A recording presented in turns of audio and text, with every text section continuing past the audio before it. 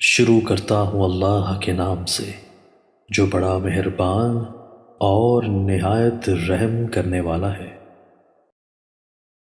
حضرت عبداللہ بن عمر رضی اللہ تعالیٰ عنہ سے مروی ہے، کہتے ہیں کہ ہم رسول اللہ صلی اللہ علیہ وآلہ وسلم کے ارد گرد بیٹھے ہوئے تھے۔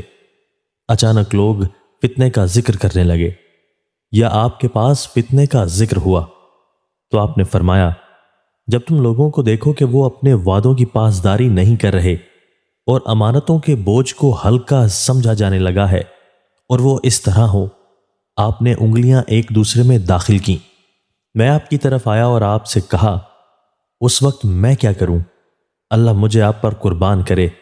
آپ نے فرمایا، اپنے گھر کو لازم کر لو، اپنی زبان روکے رکھو، نیکی کو اختیار کرو اور برائی کو چھوڑ دو، اپنا خاص معاملہ ضروری سمجھو اور عام لوگوں کے معاملات چھوڑ دو۔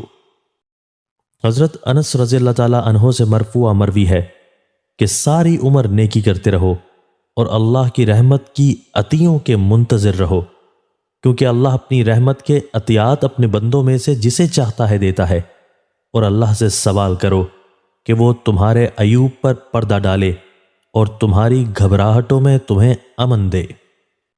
حضرت انس رضی اللہ تعالیٰ عنہ کہتے ہیں کہ رسول اللہ صلی اللہ علیہ وآلہ وسلم نے فرمایا، کیا میں تمہیں تمہارے بہترین لوگوں کے بارے میں نہ بتاؤں؟ وہ لوگ بہترین ہیں جن کی عمریں طویل ہوں اور سیدھے راستے پر ہوں۔ بنو سلیم کے ایک شخص سے مروی ہے کہ آپ صلی اللہ علیہ وآلہ وسلم نے فرمایا، اللہ تعالیٰ اپنے بندے کو مال دے کر آزماتا ہے۔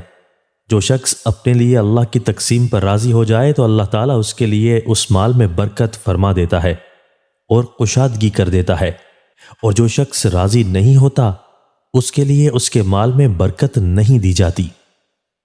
حضرت عبداللہ بن عمرو بن عاص رضی اللہ تعالیٰ عنہ سے مرفوع مروی ہے کہ اگر 4 عادتیں تم میں موجود ہیں تو دنیا سے اگر تمہیں کچھ بھی نہ ملے تو کوئی حرج نہیں: امانت کی حفاظت، سچ بولنا، اچھا اخلاق اور پاکیزہ حلال لقمہ۔